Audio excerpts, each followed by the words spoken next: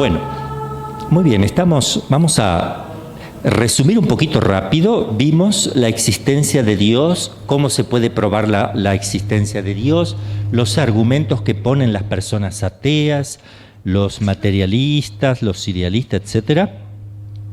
Después vimos la existencia del alma, cómo se puede probar su existencia, qué es el alma, cómo actúan los animales, en las plantas. Ahora estamos viendo si hay relación entre Dios y el hombre, qué tipo de contacto, que es la religión, el lazo que une a Dios con el hombre, si esto es posible, si es posible que Dios se dé a conocer, si es necesario para el hombre una religión o no.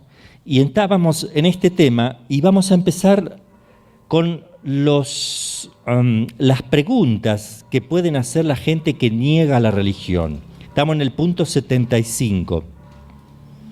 Hay gente que dice, ¿qué me importa la religión?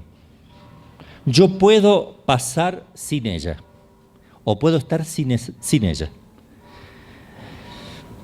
Esto suele decirse, ¿verdad? Y aquí pone el autor, yo voy a ir resumiendo bastante para adelantar, porque el autor repite bajo distintas formas para que uno vaya entendiendo bien completo. Por eso es importante que lo lean después despacio. Yo les voy haciendo un resumen para que la idea quede en forma general y después más en concreto ustedes leerán y profundizarán.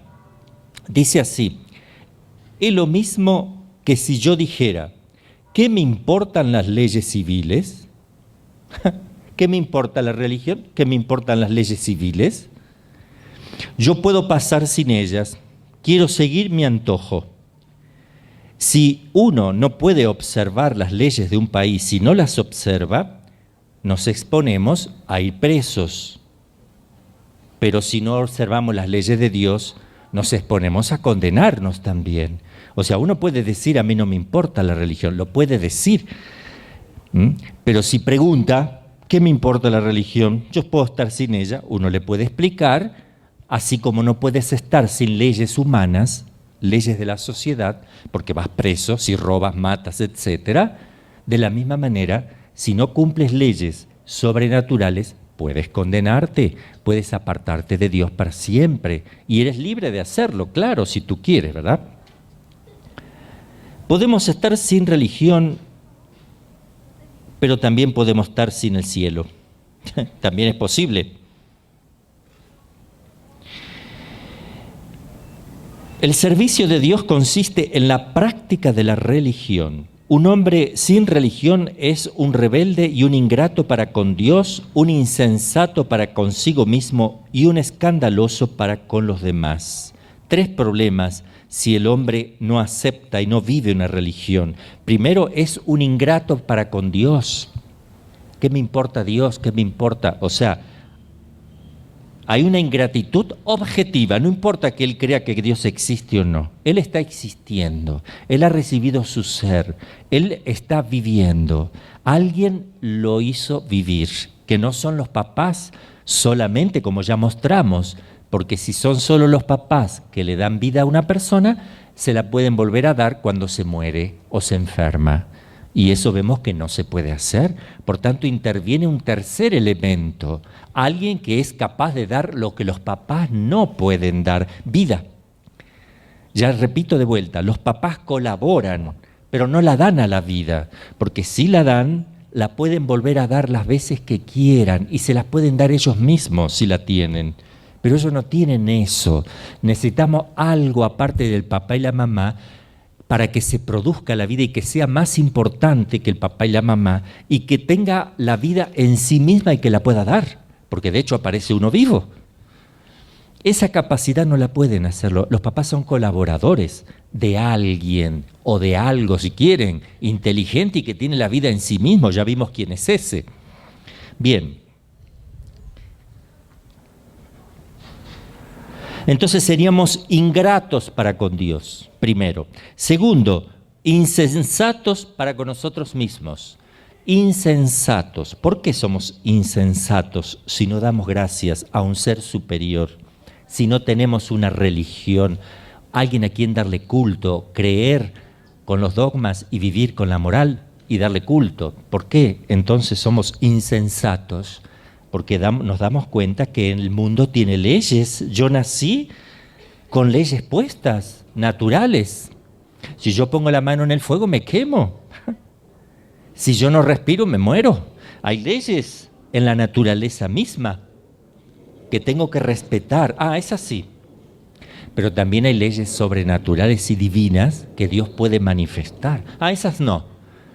El mismo que crea las leyes naturales puede darte a conocer también leyes sobrenaturales, ¿verdad? Y tercero, seríamos escandalosos para con los demás. Por ejemplo, con nuestros hijos. Si mis hijos o nuestros hijos ven que uno es ingrato para con Dios y es un insensato, ¿qué ejemplo le estoy dando a mi hijo? ¿Cómo va a vivir en una sociedad sin Dios? ¿Cómo va a vivir él? ¿Va a resolver sus problemas personales sin Dios? ¿Qué ejemplo le estoy dando a ellos y a la misma sociedad? ¿Verdad? Bueno, voy a saltear un poquito. ¿Para qué sirve la religión? ¿Para qué sirve? El mundo en el que vivimos es pragmático. Si algo nos sirve, no lo uso. ¿Me entienden? Caímos en eso. Debido a las filosofías que reinan en el mundo contemporáneo, solamente es útil lo que es práctico. ¿Para qué sirve que yo esté media hora mirando el cielo y contemplando el mar? ¿Para qué sirve? No nos sirve para nada. O sea, ¿de qué sirve que yo ame a alguien?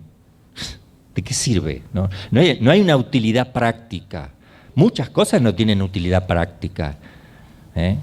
Yo no practico la religión para un beneficio personal, como mucha gente lo hace, porque eso estaría muy mal. No se practica la religión por un beneficio personal, pero el beneficio se produce aunque yo no lo quiera. Pero no debo buscar ese beneficio personal.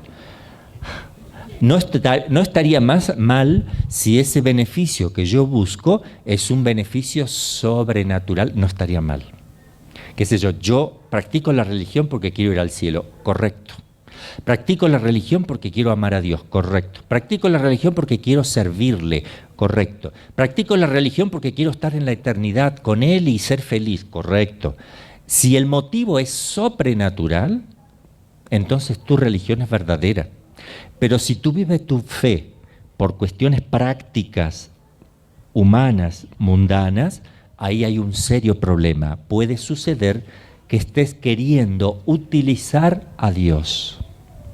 Es decir, como si Dios fuera una lapicera que mientras te sirve, la usas, útil, algo útil. Pero si no funciona o se gastó la tinta, ¡boom!, la dejas de lado. Por eso Dios no es útil. Preguntarse para qué sirve la religión, como si Dios fuera útil, no es útil.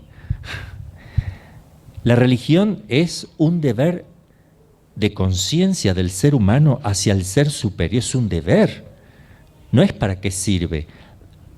Conocer, amar y servir a Dios es el deber de una criatura para con su Creador. ¿Para qué sirve? Simplemente responder al amor de Dios y amarle y servirle. No necesariamente te tiene que servir para algo, de hecho sí te va a servir, pero no humanamente hablando, aunque también humanamente hablando te va a ayudar, porque vas a vivir mejor y todo lo que quiera. Pero acá es importante no mezclar los planos. Nosotros estamos dando culto a Dios no para sacar utilidad personal. Por eso nadie puede enojarse con Dios que le ha estado siendo fiel tantos años y se murió su mamá. Es ridículo. Esa persona no fue fiel durante todos esos años. Mentira. No lo buscó a Dios por Dios. Lo buscaba como una utilidad práctica, ¿verdad? La persona que se enoja con Dios nunca vivió su fe. Se enoja con Dios porque no tiene trabajo, porque no lo ayuda, por esto, por aquello. Va por mal camino. No está sirviendo a Dios como criatura. No. Lo está queriendo usar. Aunque diga que no. La prueba concreta es que él está enojado. Esa es la prueba concreta. ¿Cómo te puedes enojar con Dios si se supone que le amas y lo sirves? Un sirviente no se va a enojar con su dueño.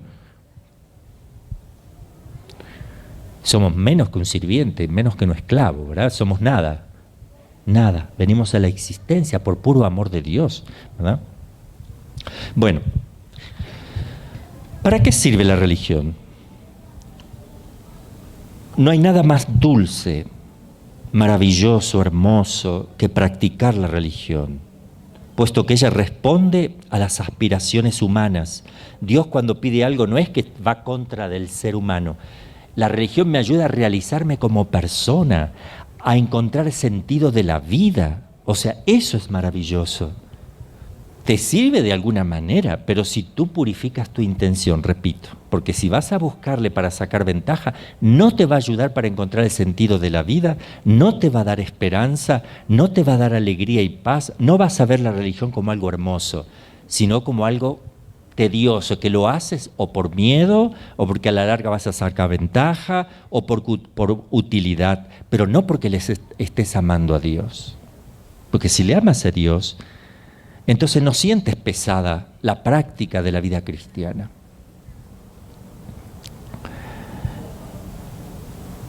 La religión sirve a Dios y sirve a los hombres, indirectamente sirve al hombre. Y ahí tenemos la razón que explica por qué la religión jamás será destruida. Es una necesidad del alma humana. Es una necesidad intrínseca del ser humano. Se lo quitan y buscará otro Dios. Útil, muy útil. Dinero, sexo, alcohol, droga, fama, honores, vanagloria, todo lo que sea. Buscará un Dios. Porque el hombre está hecho para eso. Se va a equivocar, ¿verdad? Pero lo va a buscar.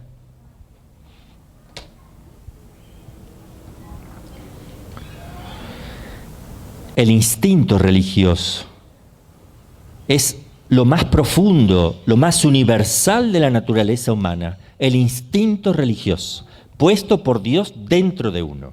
Así como Dios pone en un pájaro, ahora tengo una pajarera ahí donde estoy allá arriba con algunos pajaritos, Dios puso en ellos que elijan la comida y coman.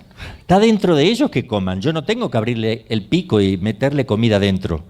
Lo hacen solo. Y nadie les dijo que tenían que abrir el pico, tragar. Nadie les enseñó a tragar. Está dentro de ellos eso.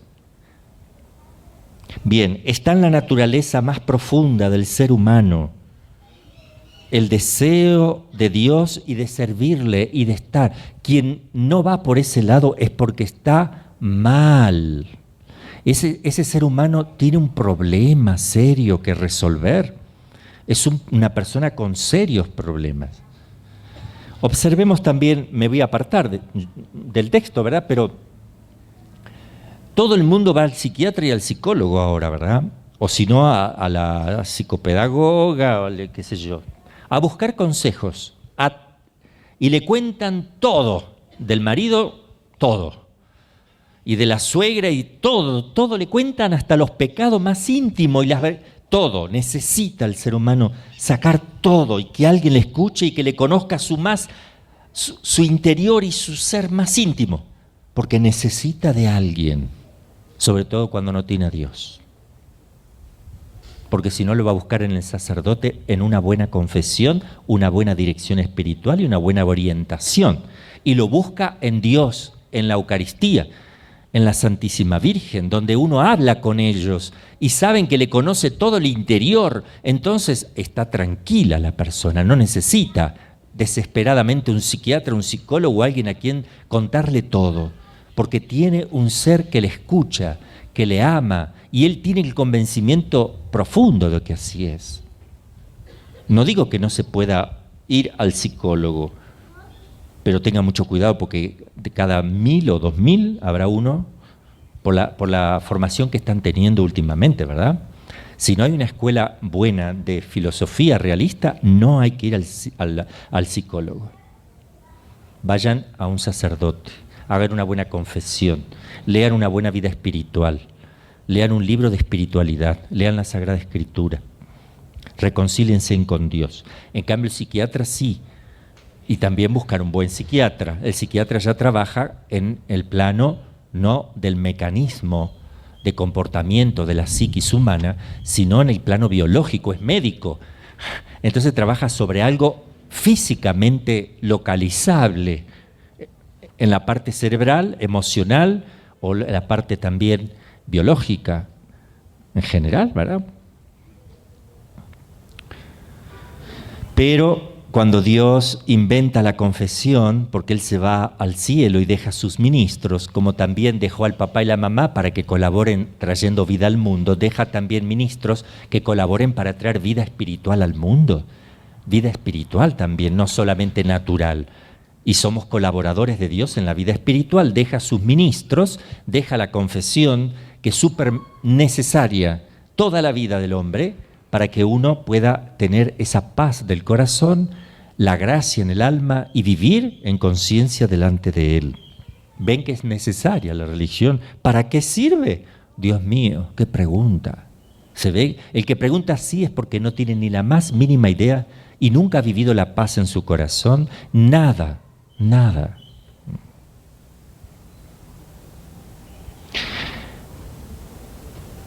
Entonces el instinto religioso es lo más profundo, más universal, lo más universal de la naturaleza humana.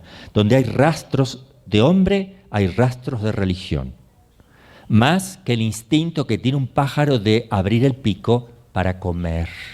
Más. Porque esto es de orden espiritual, lo otro es físico, biológico. Esto es espiritual, es un alma espiritual que supera lo natural, lo material, cuasi infinitamente. ¿La religión para qué sirve? Es la salvaguardia de la sociedad.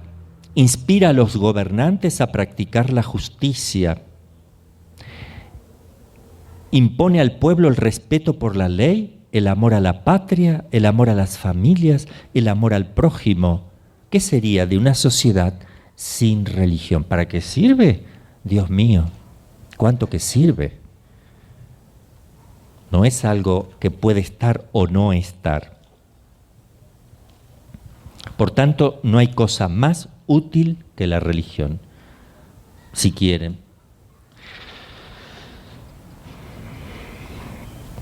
Otra pregunta, ¿la religión es buena para las mujeres?, dicen algunos. Acá está, número 77. La religión es buena para las mujeres, ¿eh? Y lamentablemente, antes practicaban más la fe el varón. Es decir, antes, al principio, yo digo hasta la Revolución Francesa, era el varón el que rezaba en la familia, el que dirigía la oración en la familia y el que animaba a su esposa a seguir adelante en la fe, digamos, la animaba.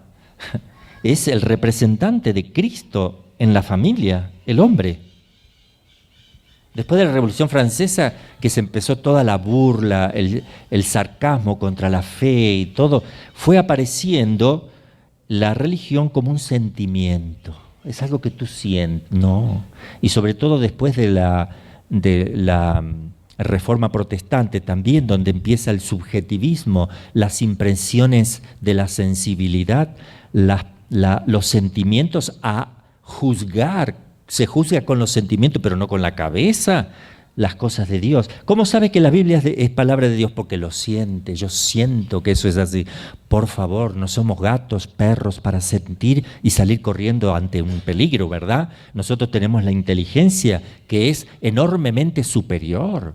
Y la religión está hecho para una cabeza, para una inteligencia, un corazón y los afectos. Pero primero a la inteligencia, la fe va a la inteligencia. Las verdades se captan con el entendimiento, se practican con la voluntad, se las siente y se las vive con los sentimientos. Pero no los sentimientos solos que juzgan todo. Entonces se cayó en una religión donde, bueno, la mujer es la que va porque es la que siente. El hombre es un bruto animal que puede trabajar en la tierra y listo. Así fue enfocándose la cuestión, ¿verdad? Y nunca hubo movimientos machistas, así como hay feminismo, ¿verdad? Porque el hombre era un bruto que tenía que trabajar la tierra y la mujer era la que iba a rezar porque tenía sentimiento. El hombre es un pobre bruto. No es así. Ambos tienen sentimiento, ambos tienen inteligencia, ambos están hechos para Dios y hay un orden en esa creación. Porque el hombre hace como de la inteligencia y la mujer de la voluntad. Uno hace del pensamiento y el otro del amor. Conocimiento y amor es lo que llama la persona moral. Juntos se complementan. No es que la mujer no tenga capacidad de pensar o el hombre de amar. Ambos piensan y aman, pero cuando se juntan se complementan como si fuera eso una sola cosa. Y también en el gobierno, el hombre está hecho para el gobierno más que la mujer en el hogar. Entonces, si uno respetara el orden que hay natural, habría más armonía en los hogares, más armonía. Porque ¿cuántos hombres que no practican la religión pelean con su esposa porque va demasiado a la iglesia? No entiende. ¿Pero por qué? Porque se ha captado mal de entrada todo esto, ¿verdad? Bueno, vamos a ver qué pone aquí este autor. La religión es buena para mujeres. ¿Y por qué no para hombres? Se pregunta. ¿Hombres y mujeres no son iguales ante Dios? ¿No tienen la misma naturaleza, los mismos deberes, los mismos destinos? ¿Los hombres no son criaturas de Dios y no deben, como las mujeres, proclamar su adhesión al Creador? ¿O la religión es verdadera o es falsa? Si es verdadera, tan verdadera es, y por lo mismo tan buena para los hombres como para las mujeres. Si es falsa, es tan falsa para las mujeres como para los hombres. Porque la mentira no es buena para nadie. Fíjese cómo razona para que uno aprenda a razonar, ¿verdad? La religión es necesaria a la mujer, pero lo es más todavía para el hombre. De verdad que es así. De verdad. Porque el hombre es responsable de la familia número uno. Dios le va a preguntar al papá de familia, en primer lugar, ¿dónde está tu esposa y tus hijos? Luego le preguntará a la esposa, ¿dónde está tu marido y tus hijos? ¿Verdad? Pero primero le preguntará al varón. El varón es el responsable último. Adán, que fue creado primero, era el que dialogaba con Dios. Es importante ese orden que Dios tiene para la creación. No es porque la mujer sea menor. Lo que viene después no quiere decir que sea menor que lo que está antes. Porque si no, Cristo vino después de María y es mayor, ¿verdad? Entonces no es así. Lo que viene antes es porque hay un orden ontológico en la creación. Nos damos cuenta porque Dios creó en 6 etapas. 6 días, que son etapas, y hay un orden en esa etapa. Hay un orden perfecto que según los científicos es maravilloso, porque va de lo menos a lo más. En el relato de la creación es maravilloso. Pero también, como hay un orden en esos 6 días, también hay un orden en los seres humanos, en los animales, primero los vegetales, después los animales, luego el hombre, y en el hombre también hay un orden. Hay un orden. La mujer está hecha para ser protegida, por ejemplo, por el hombre. La mujer está hecha para la vida, porque sale del interior del hombre. Es decir, Dios lo crea, pero con participación del hombre. Esto es importante. Y uno podría decir, sí, porque con participación del hombre y no de una mujer. Y no sé, Jesús nació con participación de una mujer y no de un hombre. Y aquí Eva sale de un hombre y no de una mujer. Fíjese cómo se da todo, se complementa todo después, se va dando vuelta. Acá Eva nace de un hombre sin mamá. Cristo nace de una mujer sin papá, humano. ¿Cuál es el problema? Ahí vemos la relación perfecta que hay. Y lo importante, porque Adán dialogaba con Dios y le responsabilizó el cuidado de su esposa.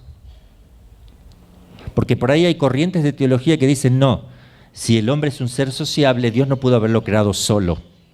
Es que no lo creo, ¿no tenía Dios en la mente crearlo solo?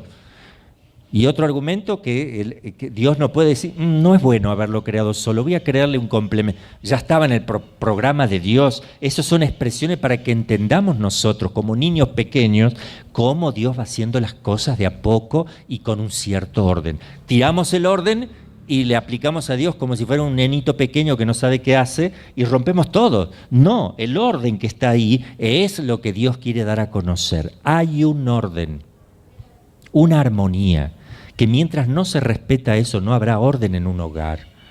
Los dos deciden, el papá y la mamá, pero psicológicamente la mujer siempre se va a apoyar, aunque diga que no, necesita el apoyo de la parte masculina, es decir, psicológicamente necesita apoyarse en la psicología del varón.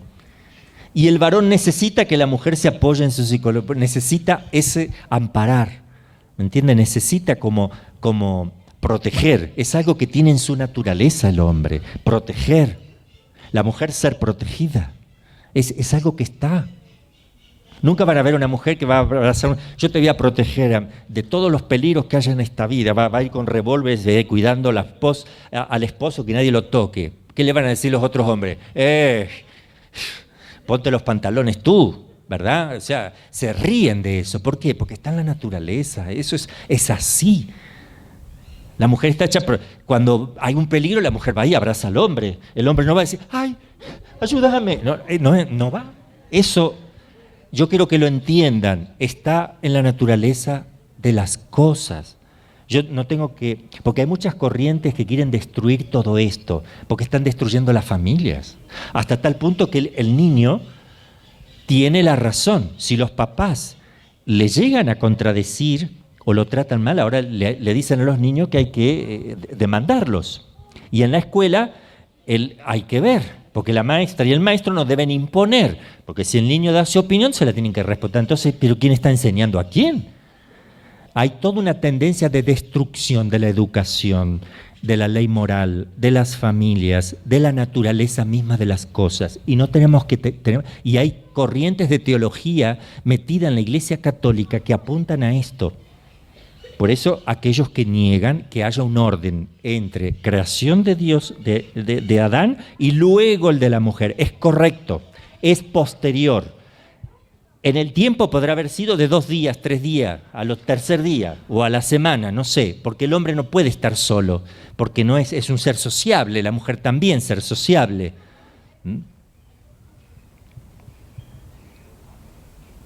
¿Y cómo es feliz la mujer? Haciendo feliz al varón.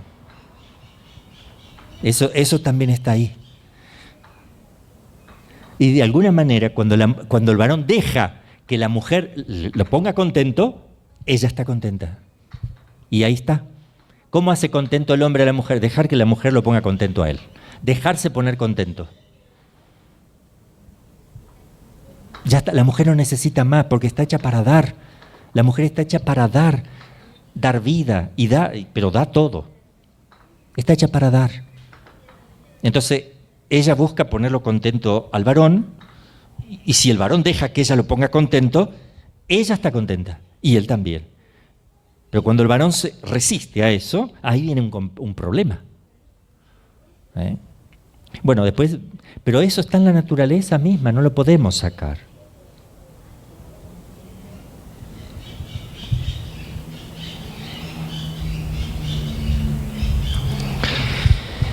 La religión es necesaria a la mujer, pero lo es más todavía para el hombre. Él es el jefe de familia y ha recibido la misión de guiarla a su destino, que es Dios.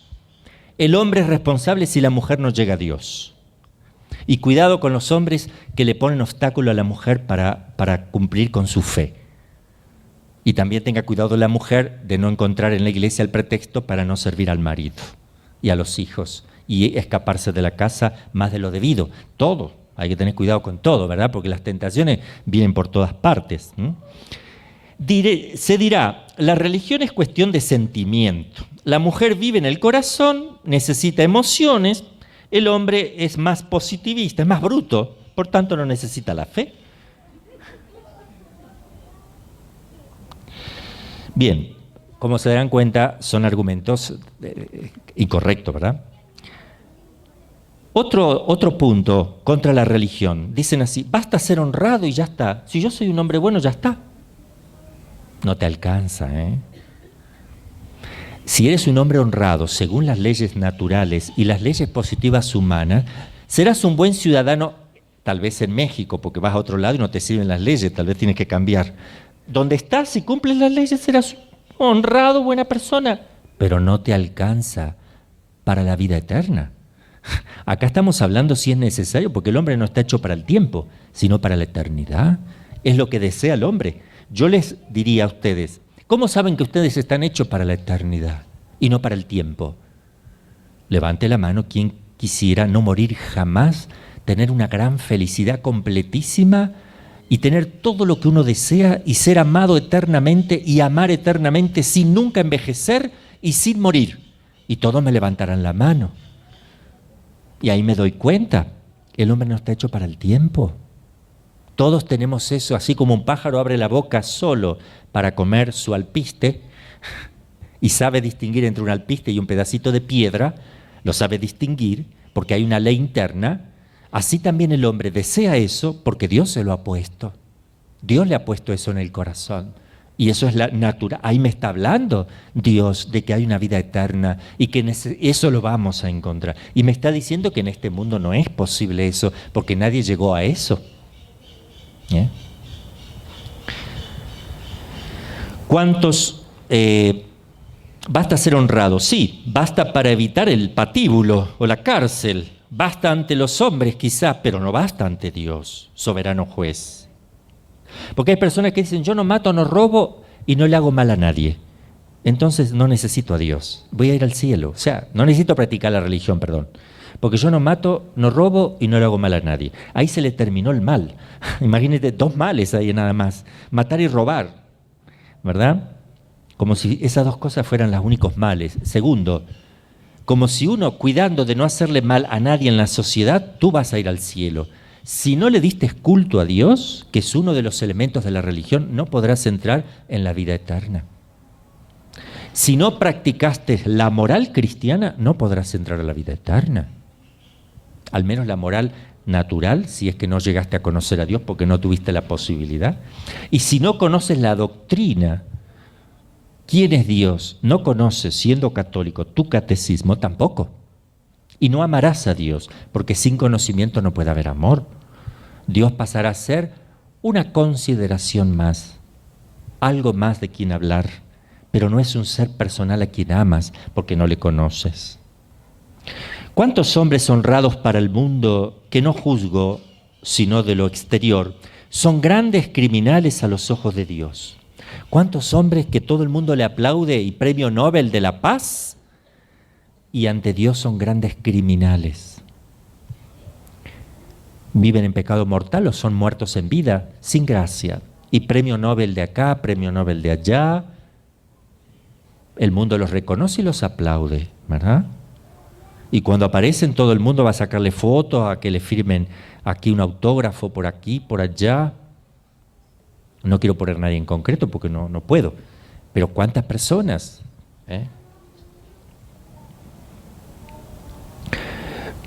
No se es honrado cuando no se practica la religión. Así que por más que digan yo soy honrado, uno tiene que decir no. Honrar, la palabra honrar es importante. Honrar padre y madre, yo soy honrado, yo honro a Dios. No, si eres honrado tienes que honrar primero lo que está en primer lugar. Porque si yo honro un pájaro y no honro una persona, ¿qué me van a decir?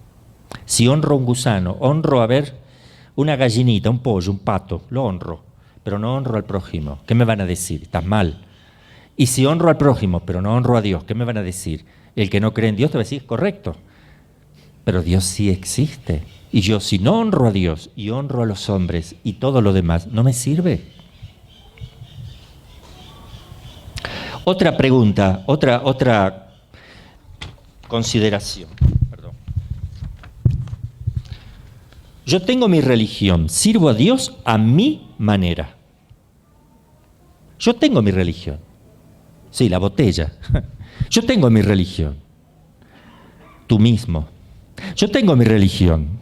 ¿Qué cosas? Tus ideas, tus caprichos, tu vida sin sentido. ¿O qué cosa es tu religión? ¿Verdad? Yo tengo mi religión, sirvo a Dios a mi manera. ¿Qué manera de servir? Tendrías razón si Dios hubiera dicho, cada cual podrá servirme como quiera, pero no es así. Dios es el único que tiene derechos divinos. Si tenemos derechos humanos, imagínense si Dios no tiene derecho divino, para decidir y decir a su siervo la manera como a Él hay que honrarle y servirle. El obrero que quiera hacer el trabajo a su capricho sería despedido inmediatamente. Un soldado que dijera, hago el ejercicio a mi manera y ataco como quiero, no se libraría del castigo. Si cada uno se arroga el derecho de crearse una religión a su manera, nacerían millares de religiones ridículas y contradictorias, como lo prueba la historia de los pueblos paganos y de las sectas protestantes. Si cada uno pudiera hacer su religión, me pregunto yo, ¿para qué bajó Cristo? ¿Para qué Dios se hizo hombre, verdad? No hacía falta. ¿Para qué sufrió de esa manera? ¿Para qué cuando enseñaba hacía un milagro? Para probar lo que enseñaba. ¿Pero por qué? ¿Para qué lo quiere probar? Para que lo vivamos, para que tengamos seguridad. Ya vamos a ver cómo se prueba la religión, porque nosotros abrazamos la religión, ahora ya vamos a ver un poquito más adelante cómo sé que esta religión es mía.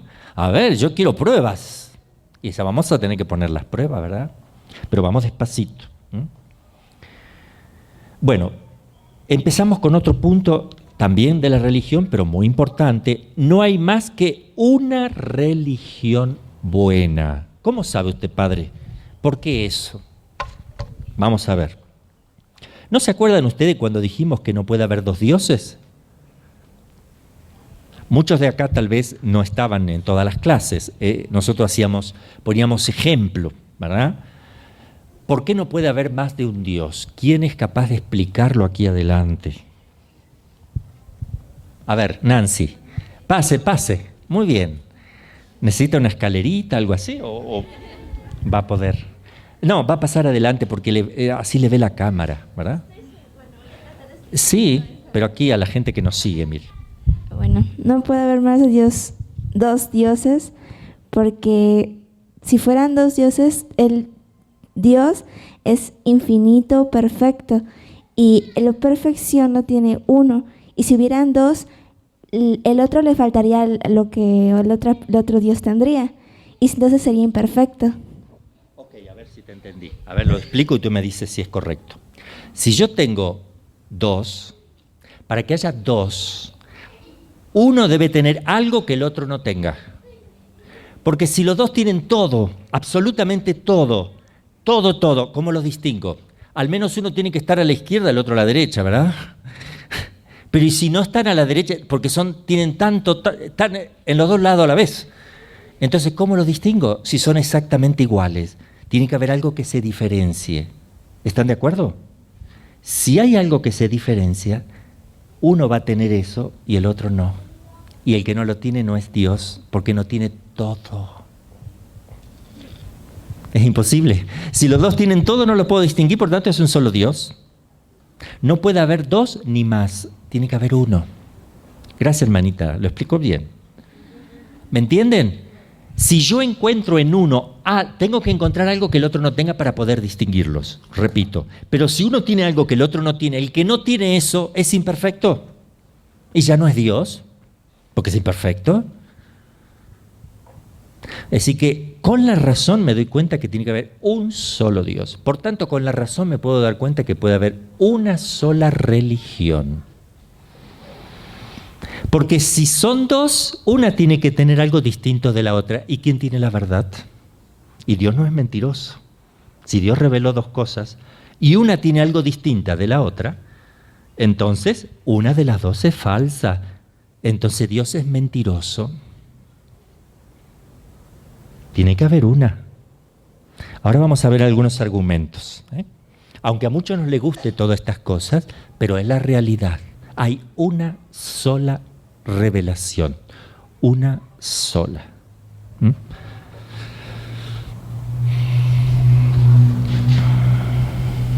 ¿Pueden existir varias religiones buenas? Bueno, ya está. Yo le pongo ese argumento, ¿verdad? Acá pone alguna otra cosita. Así como no hay más que un solo Dios, no hay más que una sola verdadera religión. Una religión, para ser buena, debe agradar a Dios. ¿Están de acuerdo? Para que sea buena tiene que agradarle a Dios, primer punto. Pero como Dios es la verdad y una religión falsa no podría agradarle, no puede aprobar una religión fundada sobre la mentira y el error. No puede existir más que una sola religión verdadera, pues la religión es el conjunto de nuestros deberes para con Dios. Y estos deberes son los mismos para todos los hombres. Todos somos iguales y tenemos las mismas obligaciones. No hay una persona que no necesite a la Virgen María. No hay otra que no necesite la Eucaristía. No hay otro que no necesite confesarse. No hay otro que no necesite el sacerdote. No hay otro que no necesite el Papa. No. Todos necesitamos todas las cosas. Somos iguales.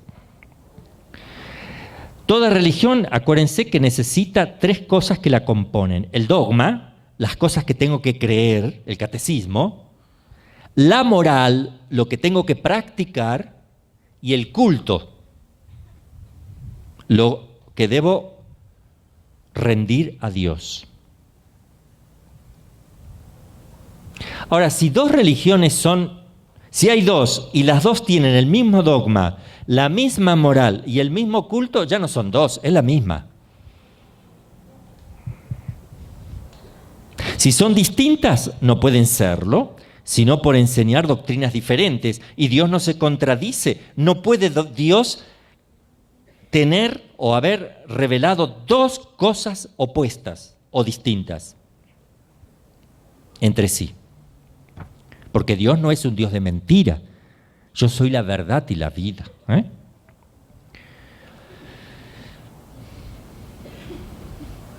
Cuando los protestantes dicen, nosotros servimos al mismo Dios que los católicos, luego nuestra religión es tan buena como la de ellos, contestamos, ciertamente ustedes sirven al mismo Dios, porque hay uno solo, puesto que no hay más que uno, pero no les sirven de la misma manera. No lo están haciendo de la misma manera que los católicos. Eso es lógico, no es igual. No lo sirven en la forma con que sirve un católico. Y ahí está la diferencia. ¿Quién es el que debe decir cómo? El Señor, Dios. ¿Cómo se le da culto? El Señor. Otra objeción. Todas las religiones son buenas. No todas las monedas o los billetes son buenos, porque hay algunos falsos, ¿verdad? No hay que distinguir entre las verdades. ¿No distinguimos acaso entre los billetes, los verdaderos de los falsos? Ahora cuando uno va al supermercado le miran todos los billetes de 100, de 50, todo se mira así, a la luz. Y uno dice,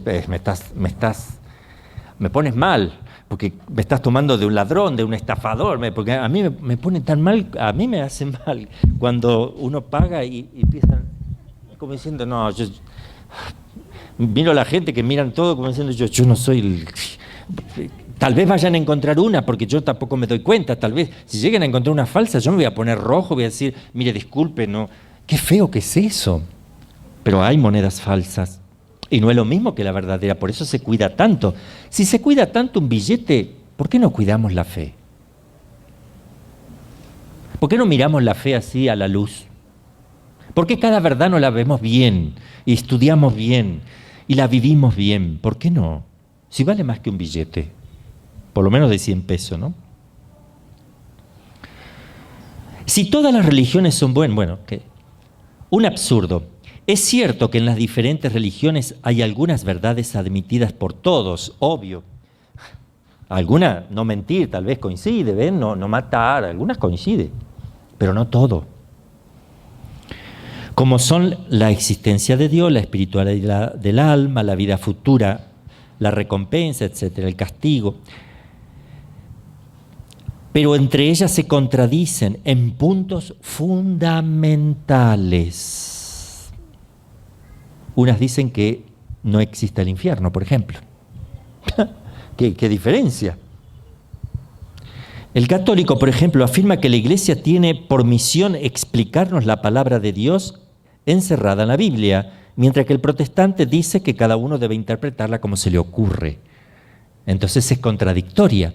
Una es darle una navaja a un niño para que juegue, o la bomba atómica con 2 botoncitos. Uno es neutro, el otro hace explotar la bomba. Que juegue con las teclas, ¿verdad? No puedo. Eso es mortal para un niño, que maneje las teclas pudiendo explotar una bomba atómica. Pero esto de la fe es mucho más importante. Es más grave que tú te condenes que se te reviente una bomba adelante, ¿verdad? Porque lo otro no tiene remedio, y esto sí, porque tu vida sigue. Tu vida se prolonga, no se termina.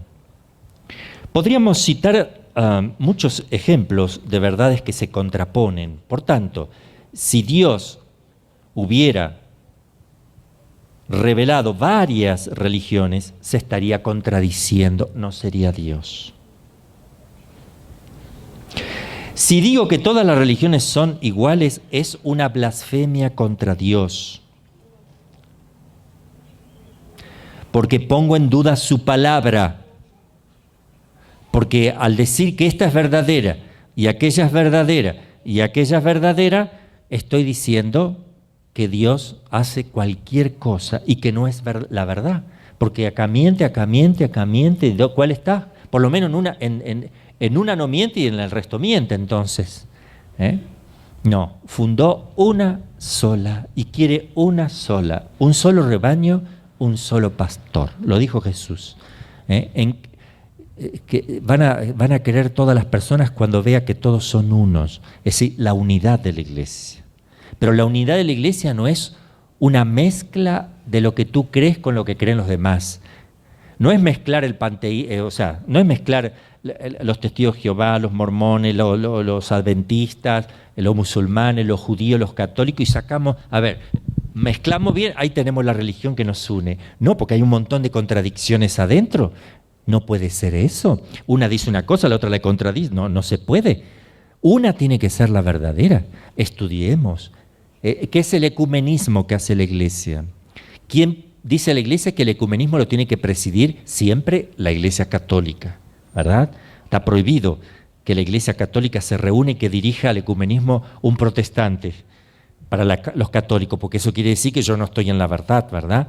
Entonces, hay un principio en el Código de Derecho Canónico que dice que solamente debe dirigir los encuentros ecuménicos un sacerdote o obispo católico.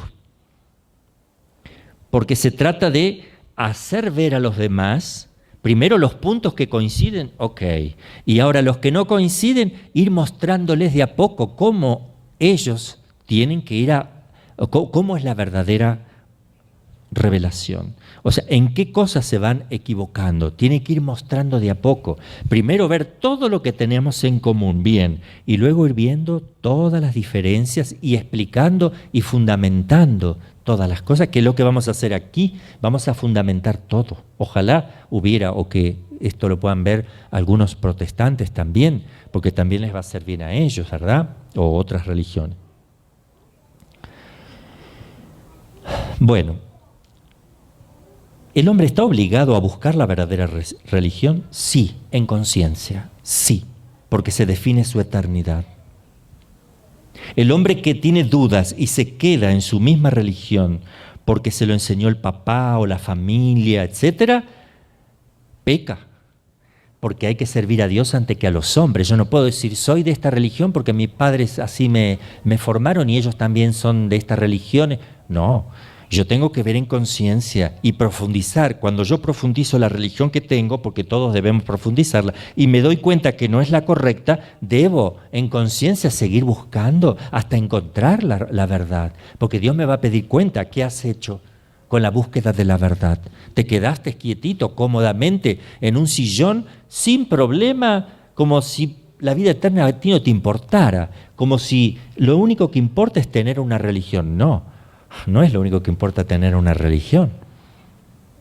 Tienes que llegar a la vida eterna para amar a Dios y estar con Él. La religión es un medio y tiene que ser la correcta. Si tú tienes varios caminos, no es lo mismo agarrar un camino porque tus padres todos tus papás pasaron por este camino. Pero ¿a dónde te lleva este camino? Tienes que estudiarlo, ¿verdad? Lo mismo un católico. El católico tiene que decir, ok, a ver, voy a profundizar la fe. Es lo que estamos haciendo. Si alguno, mientras nosotros estudiamos estas cosas, ¿verdad? O estudiamos el catecismo, como ya lo vimos todo, encuentra que hay un problema porque no le cierra algún tema, tiene que preguntar, tiene que investigar, tiene que volver a preguntar. No se quede con una duda, ¿verdad? Lo mismo en las demás religiones. No se puede quedar uno con una duda sobre lo que viene para toda la eternidad, sobre lo que se juega la eternidad. Están aquellos que no tienen duda, porque sinceramente han hecho lo posible y no son católicos, pero han hecho lo posible y vivieron según la ley natural. Investigaron hasta donde pudieron, no les alcanzó el tiempo, que ellos murieron de joven, no tuvieron libros, no tenían quién. Dios se llama los hombres de buena voluntad, que Dios tiene en cuenta su buena voluntad, aunque no hayan sido católicos, porque de verdad estuvieron buscando la verdad, y Cristo es la verdad. Pero tiene que haber de verdad una búsqueda, no quedarme sentado, sino una búsqueda. Segundo, el que duda un poco tiene obligación en conciencia de sacarse esa duda, de estudiar y profundizar. Tercero, el que sabe que está errado, pero por conveniencias humanas, porque trabaja de pastor, o porque le conviene estar en esa religión, porque tiene trabajo, lo que sea, por esas cuestiones peca gravemente, gravísimamente, porque está llevando una doble vida, ¿verdad? Ahora nos preguntamos, ¿cuál es la verdadera? ¿Cuál es la verdadera religión? Y como nos metemos ahora bien concreto en un punto importante, recreo 15 minutos. Seguimos. La verdadera religión es la que viene de Dios. A ver, vamos a grabar bien en nuestra mente para que no nos confundan. Este es un razonamiento que tenemos que hacer desde lo básico.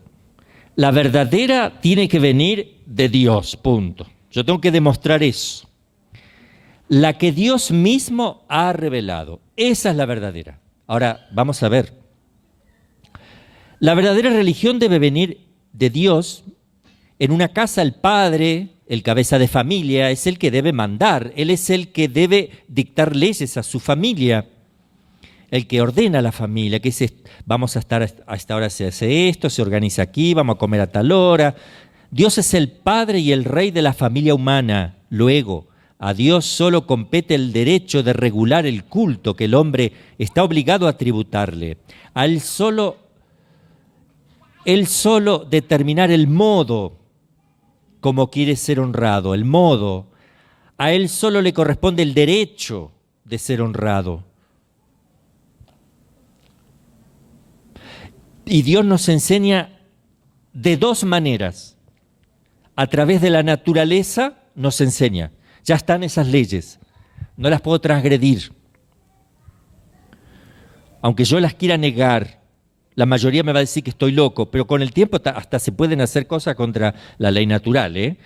De hecho, no sé, no quiero decir cosas porque a mí me da vergüenza las cosas, las leyes, las cosas que leo en los periódicos. Yo ni sé cómo explicarlo porque a mí me da vergüenza lo que le enseñan a los jóvenes, ¿verdad?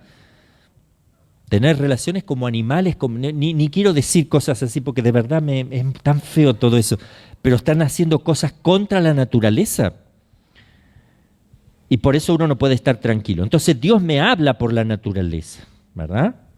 Me habla por la ley natural que ya está, pero también puede, si quiere, darme a conocer sobrenaturalmente, que Él manifieste en forma de ley positiva lo que quiera, no solo natural, sino positiva.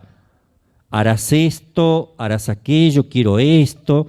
Eso lo puede hacer Dios, es posible al menos. Vamos a ver si lo hizo, pero es posible. Porque así como el hombre también nace aquí y tiene sus leyes naturales, pero también dicta leyes positivas. Toda autoridad tiene que legislar también y hacer cumplir las leyes, ¿verdad? Entonces, también Dios dicta leyes, además de haberla puesto en la naturaleza, indica qué se debe hacer. Es posible al menos, vamos a demostrar si eso es así. Dios entonces enseña por la razón, porque me doy cuenta solito con la cabeza que hay leyes que tengo que cumplir, y también por la revelación. Por la revelación consiste en verdades y preceptos.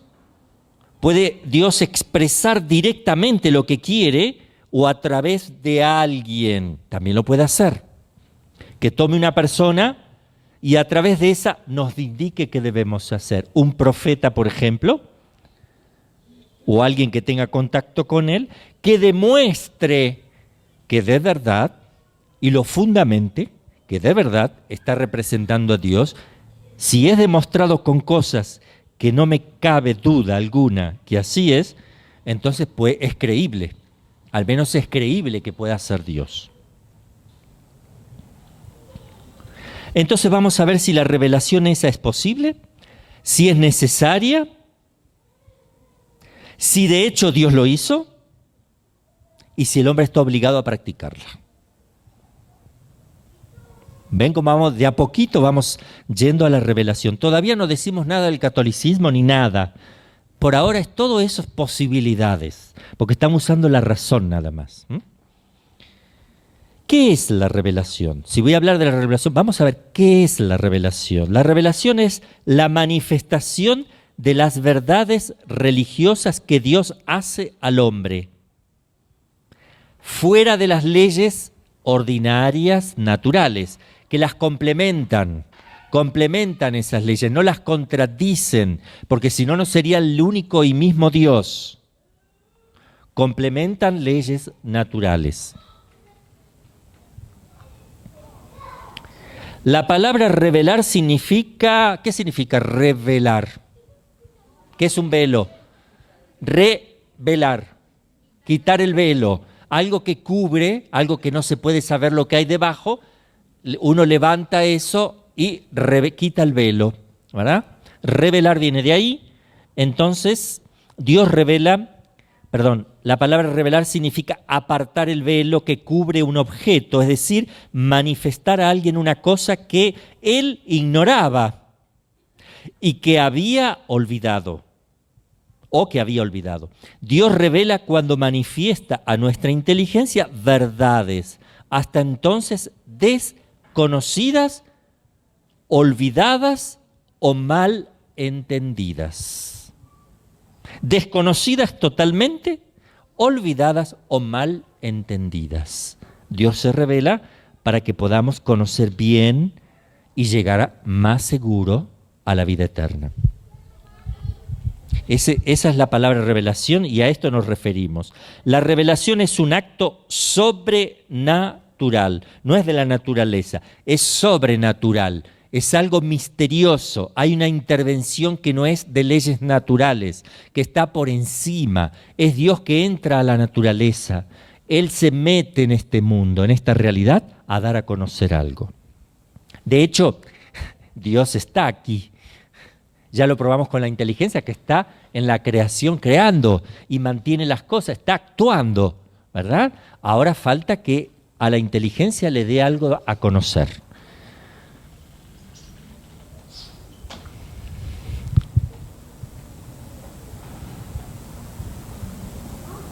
Entonces, un acto sobrenatural, Dios lo puede hacer directamente o indirectamente. Por ejemplo, a Moisés le hablaba directamente, pero a mí no. A Abraham le hablaba directamente, Estoy poniendo algunos ejemplos. Y entonces nos preguntamos, entonces, ¿es posible que Dios hable a los hombres? Sí, es posible, porque todo lo sabe y todo lo puede. Todo lo sabe y todo lo puede, por tanto, es posible. Es evidente que Dios, poseyendo una inteligencia infinita, debe conocer verdades que para nosotros es imposible conocerla. Eso es evidente. Dios en su inteligencia conoce cosas, puede conocer cosas por ser Dios, que yo no las conozco. Eso es evidente, ¿verdad? Segundo, el hombre ha recibido de Dios la facultad de comunicar sus pensamientos a sus semejantes, por ejemplo, a sus hijos, a sus semejantes, el maestro al discípulo, le va enseñando cosas, el papá a los hijos, la mamá a los hijos, los hombres entre sí se ayudan a conocer, el maestro, el profesor. Es decir, que un inteligente le transmite cosas a quien no sabe para ayudarlo a desempeñarse mejor. Es evidente entonces que también Dios, si sabe cosas y conoce qué es lo mejor para nosotros, quiera enseñarnos también. Porque Él es el maestro, Él es el Padre, Padre nuestro, el maestro. Es lógico que quiera enseñarnos, es lógico que quiera comunicarse. Porque si es un Dios bueno, la comunicación es buenísima. Entonces le va con un Dios bueno. Comunicarse es algo propio del ser personal. Dios es persona, el hombre es persona, el ángel es persona. Se comunican, hay comunicación. Son seres sociables todos, aunque de distinta manera. Bien, entonces vemos que sí es posible. Ahora, ¿es necesario? Ven que son dos palabras distintas. Primero, sí es posible que Dios se dé a conocer. Que dé a conocer cosas. Es más inteligente, tiene más capacidad de saber cosas, es infinitamente sabio, nos ama, somos sus hijos, Él sabe mejor que nos conviene. Bien, entonces es posible. Directa o indirectamente. Ahora, ¿es necesario que lo haga? Vamos a ver si es necesario. ¿Es necesario que Dios revele la religión? Número 84. Sí, la revelación es moralmente necesaria al género humano para conocer prontamente, con certeza y sin mezcla de error, las verdades fundamentales para la salvación eterna. Prontamente, con certeza y sin mezcla de error. Santo Tomás de Aquino se plantea este tema y él dice, porque Dios revela cosas que yo ya las conozco y otras que no las puedo conocer nunca. Por ejemplo, que en Dios haya 3 personas, salud. Que en Dios haya 3 personas, ¿cómo lo voy a saber si no me lo dice Él? No sé. Que el misterio de la gracia que Él vive dentro de nosotros, yo no sabía. Es decir, lo sé porque Jesús lo dijo, si Él me lo da a conocer, sí, pero yo no lo puedo saber por sí mismo. No puedo saber por mí mismo que en la Eucaristía está Jesús presente, si Él no me lo dice. No lo puedo saber. Pero hay otras que sí me los dice, que yo ya las sé. ¿Y entonces para qué me las dice? Por ejemplo, la existencia del alma. Se habla en la Escritura, en la Biblia, la existencia del alma, la existencia de Dios. Que Dios premia a los buenos y castiga a los malos, eso está en la naturaleza. Uno lo puede llegar a saber, porque es propio. Nosotros sabemos que el mal en la conciencia, que cuando hago el mal, la conciencia me remuerde. ¿Por qué? Porque va a haber uno sabe que va a haber un castigo por algo malo y que hay un premio por algo bueno, por eso me pongo contento, ¿verdad? O que hay un cielo y hay un infierno que Dios castiga, y bueno, tiene que haber un lugar bueno, todos deseamos la eternidad, y que pueda haber un lugar donde que están los malos, eso pasa en la tierra con la cárcel, y con los que están premiados le dan un viaje no sé a dónde, y el que se porta mal va a la cárcel, eso lo hacemos en la tierra. Por tanto, eso es natural, yo me doy cuenta solo de todo eso. Ahora, ¿por qué Dios revela cosas que tal vez yo solo llego a la conclusión de que tengo un alma? Porque ya vimos eso, yo llego a la conclusión por la razón de que tengo un alma, pero también Dios lo reveló. ¿Por qué lo revela?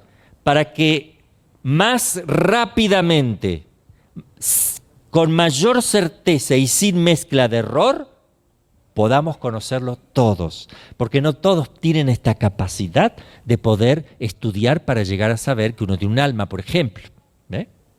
Entonces también es revelado para más rapidez, para más certeza y sin mezcla de error. Eso lo dice Santo Tomás de Aquino. Entonces Dios puede dar a conocer cosas que yo me voy olvidando o que no puedo saber nunca o que las tengo que saber pero que las ignoro por mis pecados, por lo que sea. Hay una necesidad moral. La necesidad moral supone para el hombre una dificultad muy grande porque pero no invencible, para llegar al conocimiento completo y cierto de las verdades de la religión natural. Es decir, moralmente, el hombre puede llegar a conocer por la sola razón los que son los 10 mandamientos. Eso todo ser humano puede saber los 10 mandamientos sin que Dios los haya dado a conocer, porque están escritos en el corazón del hombre. Dar culto a Dios, amarás a tu Dios. Eso está en el corazón de todos los pueblos, esto ya lo probamos. Honrar padre y madre, ya está, eso es natural en la persona. Alguien que le escupe al papá o le da un cachetazo o le pega al papá o lo desobedece, uno sabe que está mal, no precisa que Dios se lo diga en los mandamientos. No robar, no matar, no fornicar, no levantar falsos testimonios. Uno se da cuenta que todo eso es natural, pero Dios lo da a conocer ¿para qué? Para que prontamente, con certeza y sin mezcla de error, sepamos que ese es el camino. Y además va a dar a conocer otras cosas. Entonces, moralmente, los que no llegaron a conocer a Dios porque no conocieron la revelación, al menos tienen escrito en el corazón los 10 mandamientos para practicarlos. Y Dios va a pedir cuenta con los 10 mandamientos que no conoce la persona, pero que está escrito en su corazón. Y lo tiene que vivir. Es decir, que cualquier persona que roba no puede decir en el juicio de Dios, Señor, yo no sabía que robar está mal. O no puede decirle, yo no conocí la Biblia. ¿Para qué quieres la Biblia si tú sabías que robar está mal? Al menos si hubieras practicado eso. Matar, honrar a tu papá, a tu mamá, darme culto a mí, amar al prójimo. Eso está en la naturaleza. No levantar falso testimonio, no fornicar, no desear la mujer de tu prójimo porque es una pertenencia, le pertenece al otro. Es robar también eso, ¿verdad? Bueno, vamos aproximándonos lentamente al tema, pero no importa que, fíjense que este autor es muy delicadito en ver todos los argumentos. Yo me salté un poquito porque si no se haría muy pesado. Vamos resumiendo. Algunos dicen, me basta la razón y no necesito la revelación. Y esto es falso. Primero, la razón no ha bastado a los más grandes genios del universo para conocer el conjunto de las verdades y deberes religiosos. Por ejemplo, hay pueblos que terminaron siendo caníbales y matando, dando culto a dioses como por ejemplo el sol y matando víctimas para darle de comer al sol para que al otro día amanezca, ¿verdad? O sea, pero porque son errores de la naturaleza humana. Hay un reconocimiento de un Dios, saben que hay que ofrecerle cosas, pero ahí puede intervenir el demonio que me hace ver que eso es lo que tengo que hacer cuando puedo hacer otras cosas, ofrecerle fruta y mi trabajo y las primicias de los trabajos o lo que sea. Bueno, ahí entra la naturaleza caída, entra el demonio que tienta y entra el mundo. Y hay un error. Pero si Dios lo revela y da a conocer cómo quiere el culto, entonces el hombre no va a caer en eso. Porque sabe por revelación cómo Dios quiere ser amado. La razón ni siquiera es capaz de resolver todas las cuestiones que deben necesariamente formar parte de una religión. La razón no lo hace todo. Necesita que Dios le dé a conocer cómo Él quiere ser honrado, amado, glorificado. La religión sobrenatural requiere misterios, preceptos positivos, un fin sobrenatural y medios que convenzan. Medios que me convenzan de que eso sí es de Dios y de que eso está revelado. Vamos a ver esto.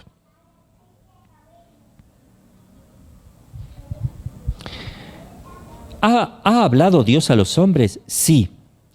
Y es tan cierta que Dios ha hablado a los hombres como lo es que el sol brilla al mediodía en un cielo sin nubes.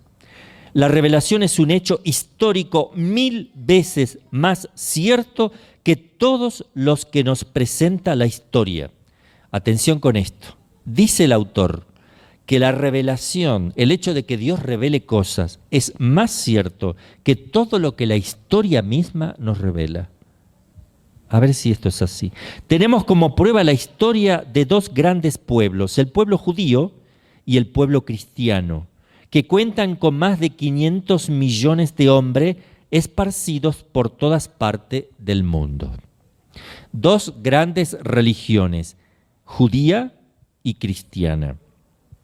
La revelación es un hecho histórico y como todos los hechos debe ser probado por el testimonio y los monumentos auténticos.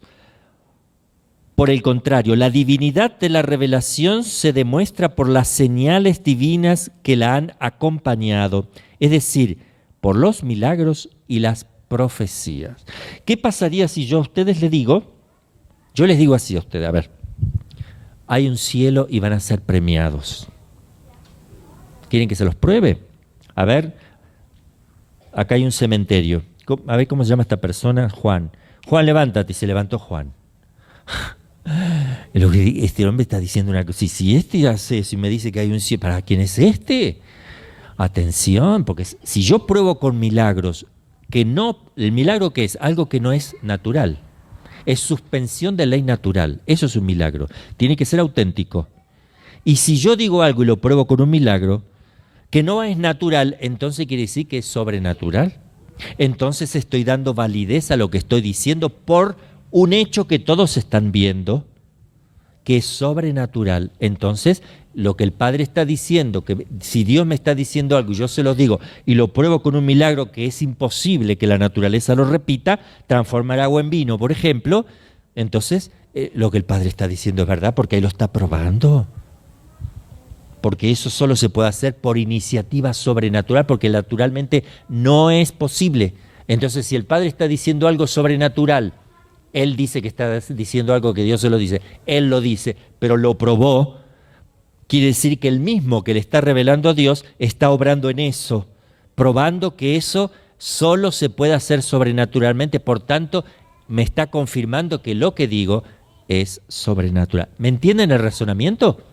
Ok, vamos a ir probando las cosas en el Antiguo Testamento, en el pueblo judío y en el pueblo cristiano, donde se fundamenta nuestra fe.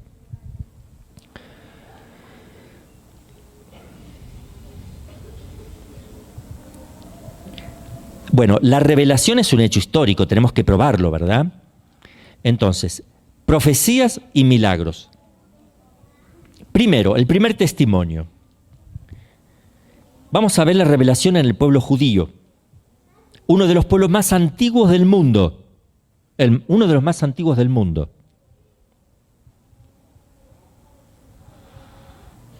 Los judíos afirman que Dios habló al pueblo de Israel por medio de Moisés. Vamos a saltear a Abraham, todo eso, porque con Moisés ya se organiza el pueblo, ¿verdad? De una manera distinta, es un legislador.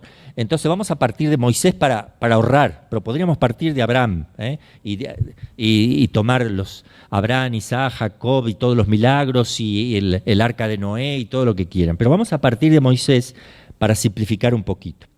Y le prometió enviar otro profeta, el Mesías, el que esperan todavía. Los judíos siguen esperando ese Mesías. Y ahí viene la diferencia con el cristiano. Que el cristiano lo reconoce. Los judíos que reconocieron a Jesús se convirtieron al cristianismo. Pasaron a ser cristianos. Los mismos judíos que reconocen que ese era el Mesías, ellos mismos se llaman cristianos, y los paganos que también reconocieron, cristianos, y se forma la religión cristiana con judíos, paganos y de cualquiera que ha creído en Cristo. Pero viene de los judíos. Son los mismos judíos, algunos que aceptaron, creyeron, y otros que fue sobre todo la jerarquía que estaba cerrada, estaba mal había corrupción dentro de la jerarquía judía en ese momento, fariseos, saduceos, escribas, donde Jesús era muy duro con ellos, justamente por la corrupción que había, y era muy misericordioso con el pueblo judío de abajo, lo más simple, sencillo, ¿verdad? Porque ahí se conservaba la fe. De ese grupo nace el cristianismo con los paganos, convertidos también, y ahí tenemos el pueblo cristiano. Ok.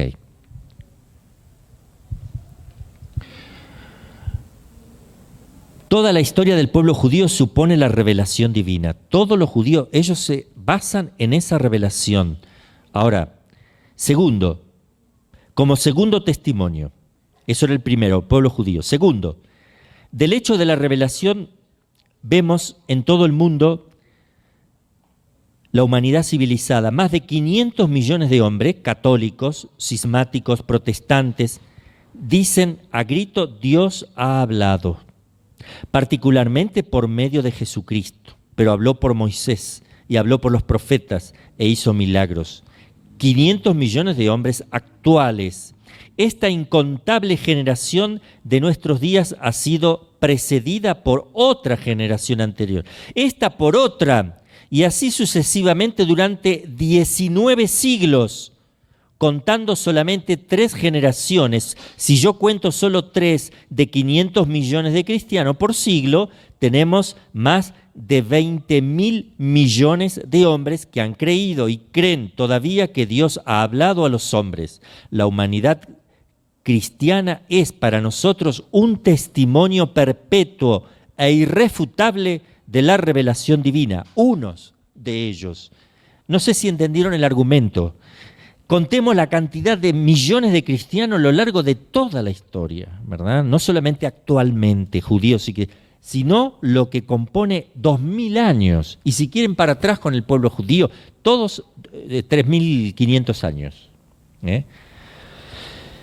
Si partimos desde Moisés. La cantidad de millones de personas que aceptaron la fe. No es un argumento irrebatible, sino que es un hecho histórico, nada más, que tiene fuerza, porque no son tan estúpida, tanta cantidad de gente tonta a lo largo de ojo, que hay sabios, hay genios, hay de todo. Cuidado. Parece que hay fundamento, porque si nadie que parta de una mentira puede influir en tanta cantidad de personas que han vivido bien y han dado su vida en testimonio. Entonces todo eso lo vamos a ir viendo de a poquito. Existe un libro admirable, el más antiguo. Yo no digo la Biblia, digo existe un libro, porque todavía no voy a hablar de Biblia, de a poquito. Después vamos como si no supiéramos nada, ¿me entienden? Hay un libro, el más antiguo, una colección de libros que se deriva en 2 grandes categorías: los del Antiguo Testamento, anteriores a la venida de Jesús, y Nuevo Testamento, desde Jesús para adelante. 2 bloques. Los 5 primeros libros de la Biblia, le estoy explicando que existe un libro que se llama Biblia, de a poquito. No digo que es palabra de Dios todavía. Existe un libro histórico. 5 primeros libros se llama Pentateuco. Viene de Penta 5, ¿verdad? Nos cuentan, no cuentan menos de 3.400, 3.500 años, ¿ok? De existencia, porque fue escrito en el 1500 antes de Cristo, más 2000 son 3.500. Resultan pues anteriores en más de 500 años a los anales escritos de los pueblos más antiguos. Tiene 500 años antes que los escritos más antiguos que se conocen. 500 años más. Moisés, autor de los 5 primeros libros, que no venga alguien a decir que no, porque ya hay de todo, ¿verdad? Niegan hasta los milagros de la Biblia, cualquier cosa. Moisés es el autor fundamental de los 5 primeros libros llamados Pentateucos. Moisés, entonces, autor de los 5 primeros libros, vivió más de 1000 años antes de Heródoto, el historiador profano más antiguo cuyos escritos han llegado hasta nosotros.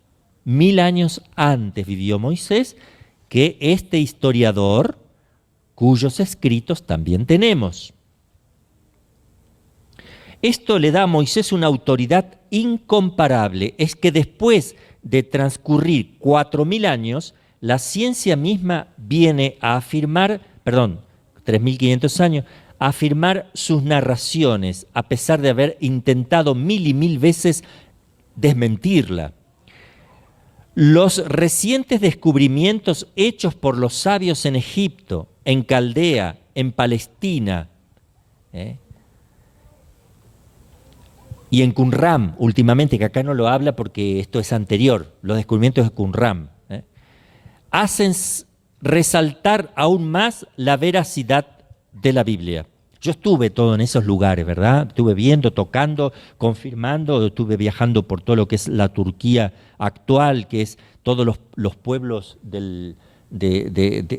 primitivos, ¿verdad? Éfeso, Sardes, Esmirna, Tiatira, la Macedonia, Antioquía de Pisidia, Antioquía de Siria, lo que es Tarso. Estuve en la parte del mar Mediterráneo y toda la parte donde se esparce. También estuve aquí en Qumran, viendo los lugares donde los monjes primitivos vivieron. Muy importante todo esto, constatarlo, verlo, estudiarlo. Y hay gente que estudia y se dedica a eso. El Antiguo Testamento encierra 40 libros, divididos en 3 clases: libros históricos, libros didácticos y libros proféticos. Los últimos libros de la Biblia forman, ya dijimos, el Nuevo Testamento, datan de hace 2000 años, desde la época de Cristo, nos narran el nacimiento, la vida, las obras de Jesús, ¿verdad? El Mesías prometido, según los judíos, algunos judíos, anunciado en los primeros libros de la Biblia. El Nuevo Testamento contiene los 4 evangelios, los Hechos de los Apóstoles, 21 cartas o epístolas y el Apocalipsis. Nadie puede dudar de la autenticidad del valor histórico de estos libros. ¿Por qué? Si apareciera un libro histórico, a ver que no se me vuelen, que si aparece un libro histórico, por ejemplo, del historiador más antiguo, Hesíodo, o Flavio Josefo, nadie duda de la historicidad de lo que Flavio Josefo escribió, porque es un historiador que cuenta cosas del momento, y están escritos, nadie duda. Si a mí me ponen un texto ahí y me dicen que Colón descubrió América, nadie duda. Son documentos que nadie puede falsificar porque está todo asentado en documentaciones de la época. Tiene que ser uno muy tonto para no creer que Colón descubrió América, ¿verdad? Porque eso está todo así. Bien, la Biblia no solamente es un libro histórico. Era tenido, no digo que lo sea, solo digo que era tenido por palabra de Dios desde que fue escrito hasta hoy. Fue tenido o es tenido como palabra de Dios. Por tanto, es el único documento que jamás se tocaría, que jamás se le correría una coma, justamente porque vendría la denuncia inmediata de que fue corregido. El cuidado, justamente por tenerlo como, no digo que sea palabra de Dios todavía, pero por tenerlo como palabra de Dios, era tan respetado, tan cuidado, que era imposible falsificar algo, imposible, más que cualquier otro documento histórico. Si yo creo que Colón vino a América y veo que tengo la Biblia, sé que la Biblia no fue tocada. No puede ser falsificada. Donde está mal traducida, vieron que uno dice, esta Biblia, cuidado porque está mal traducido en algunos puntos. ¡Bum! Fuera. Porque están los documentos originales. Está la versión griega de los 70s, ¿verdad? Que 400 años antes de Cristo se escribieron en Egipto. 70 sabios que tradujeron del hebreo al griego, con 70 traductores que se la pasaron haciendo ayuno y oración. Eran sabios expertos en traducción del hebreo y del griego. Perfecto, 70 sabios, por eso se llama versión de los 70. ¿Qué hicieron? Tomaron la Biblia hebrea, que venía siempre siendo la misma, y hicieron una traducción al griego, pero por separados. Cuando se juntaron los 70, coincidieron los 70, hasta en la coma, todo, no hubo ninguna, eso es histórico lo que le estoy diciendo, no hubo ningún desfasaje de palabra, nada. Los 70 sabios, por eso se llama la versión griega de los 70, muy famosa, porque coincidieron los 70 en la traducción. Fue milagroso eso no sucede. Si con dos personas que traducen una misma cosa no va.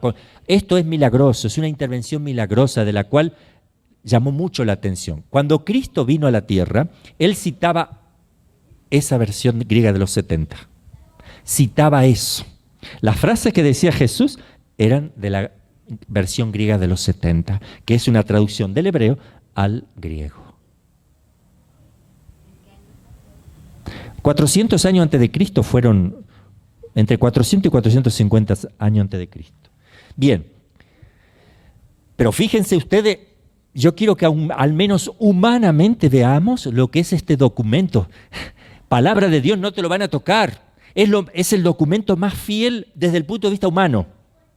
Ahora, si además, si está escrito ahí como documento que Cristo le dice a una persona llamada Lázaro, que huele mal y que 4 días está sepultado, y dice que eso fue así, es un documento que se escribe en el momento, los evangelios, que están vivo un montón de gente que le pueden decir, eso es mentira, eso es falso, no puedes ponerlo como palabra de Dios porque eres un mentiroso, esto no se juega con la palabra de lo que sea. Nada. Era tenido perfectamente como tal, con todos los testigos que había, porque había un montón de gente en el funeral de Lázaro, porque era muy conocido en Israel y cerquita de Jerusalén. Y le dice, levántate, yo te lo ordeno, y resucita a un muerto. Evidentemente, ahí tengo un testimonio irrefutable porque es un documento, pero además la palabra de esa persona tiene poder para dar vida a la carne podrida. Por ejemplo, estoy poniendo un ejemplo de Jesús, pero vamos a ir para Moisés ahora, para atrás, con las plagas de Egipto, con un montón de cosas que han sucedido y son documentos históricos, donde el rey de Egipto se asusta y dice, váyanse. Es histórico todo eso. Entonces, si eso ocurre, es porque hay algo que hay verdad. Deja salir todo un pueblo que después se arrepiente y los sale a perseguir y que los destruye el mar rojo, los destruye todas. Eso es histórico. Bien, vamos a ir despacito. Yo me entusiasmo y se me va el tiempo, ¿verdad? Bueno, vamos a dejar aquí.